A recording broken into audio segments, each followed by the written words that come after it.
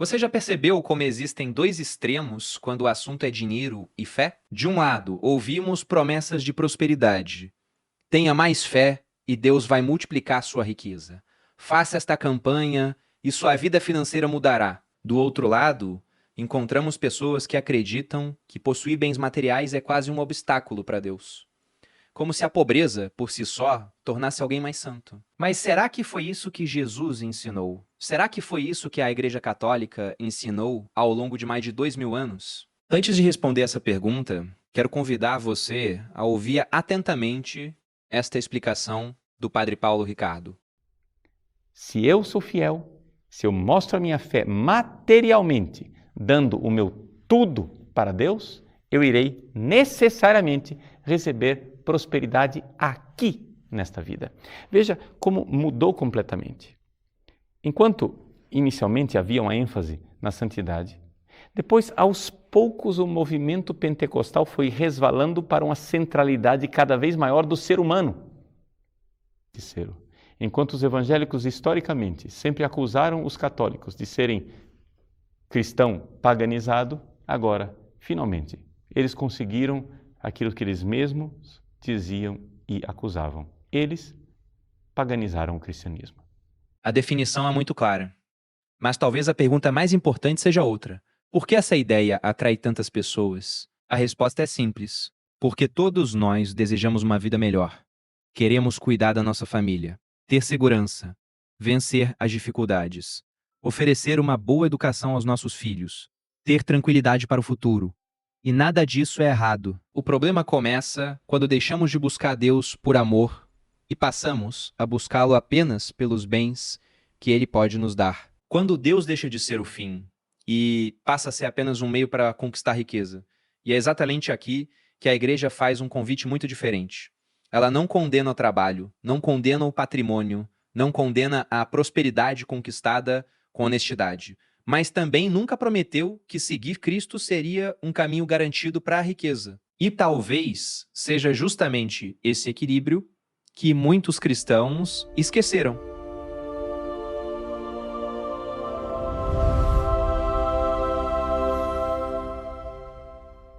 Infelizmente, ao longo dos últimos anos, muitos cristãos passaram a acreditar que servir a Deus é uma espécie de contrato. Se eu rezar bastante, se eu tiver bastante fé, se eu contribuir financeiramente, Deus será obrigado a me recompensar com riqueza. Mas essa nunca foi a mensagem do Evangelho.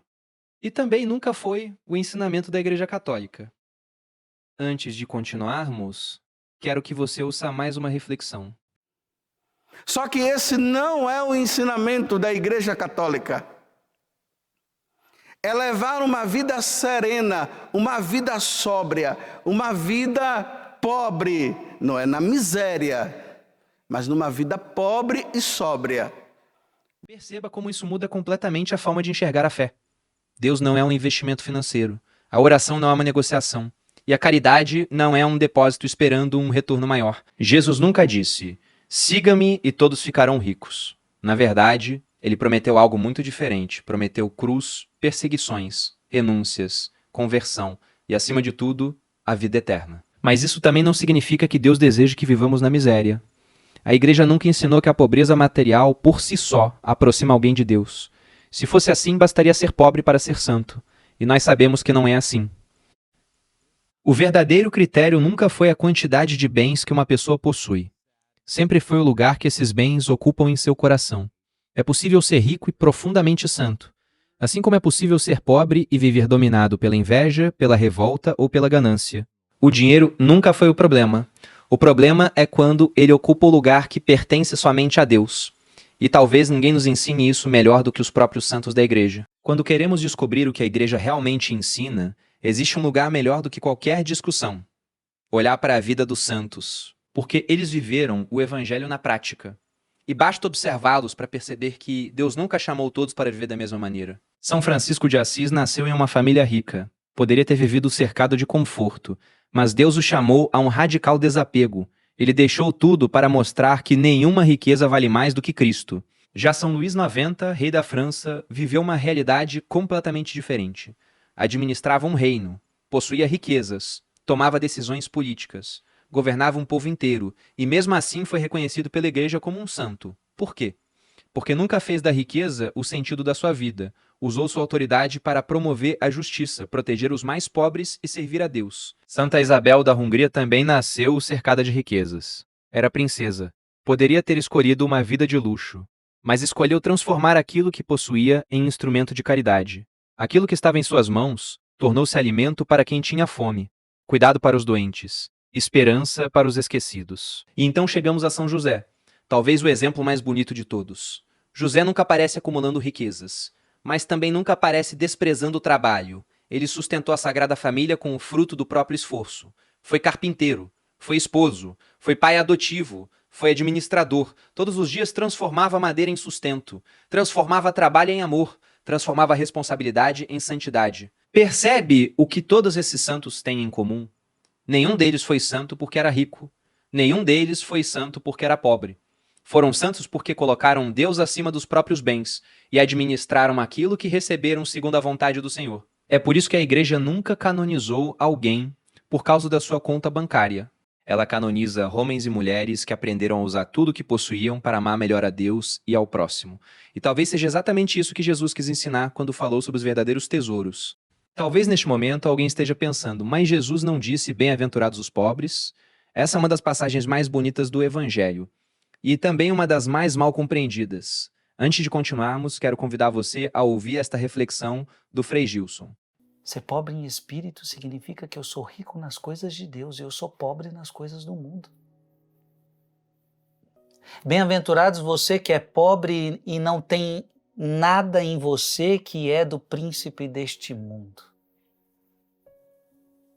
É sobre esse tipo de bem-aventurança que eu quero falar com você hoje. Você tem que ser pobre. Pobre das coisas do mundo. Você tem que ser pobre dos vícios. Você tem que ser pobre de ofensas. Você tem que ser pobre naquilo que é do demônio, naquilo que é do príncipe deste mundo. Você tem que ser pobre. Por isso que a palavra de Deus está dizendo, feliz é você que é pobre em espírito. Que explicação extraordinária. Jesus não está exaltando a miséria, também não está condenando quem possui bens. Ele está falando de liberdade, da liberdade de um coração que pertence a Deus.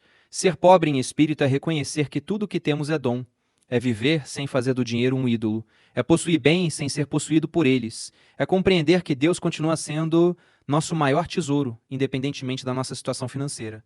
E talvez seja exatamente por isso que a igreja sempre rejeitou os dois extremos. Nem a teologia da prosperidade, nem o culto à pobreza, porque ambos desviam o nosso olhar de Cristo. Um coloca a esperança na riqueza, o outro coloca a esperança na falta dela.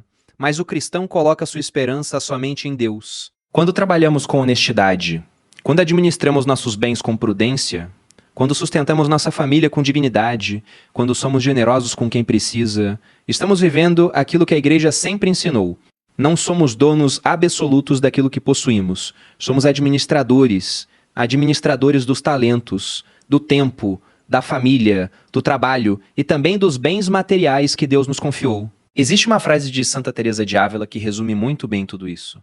É justo que muito custe o que muito vale. Como essa frase faz sentido nos dias de hoje? Vivemos em uma cultura que promete resultados imediatos, sucesso instantâneo, prosperidade sem esforço. Mas o Evangelho nos apresenta um caminho diferente, o caminho da perseverança, da fidelidade, da prudência, do trabalho, do amor. Tudo aquilo que realmente vale a pena exige tempo. Um casamento sólido exige dedicação. A educação dos filhos exige sacrifício. Uma vida financeira equilibrada exige disciplina. A santidade exige uma vida inteira. Talvez seja justamente esse o maior ensinamento deste episódio.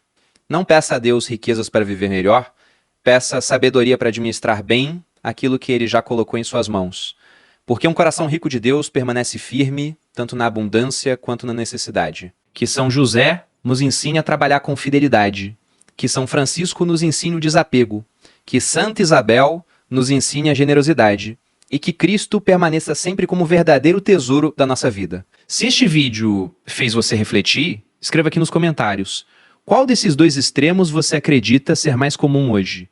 A teologia da prosperidade ou a ideia de que o dinheiro é sempre um obstáculo para Deus? Eu quero muito conhecer a sua opinião e lembre-se sempre, a riqueza é um meio, mas a santidade é o fim. Que Deus abençoe você e sua família. Até o próximo episódio.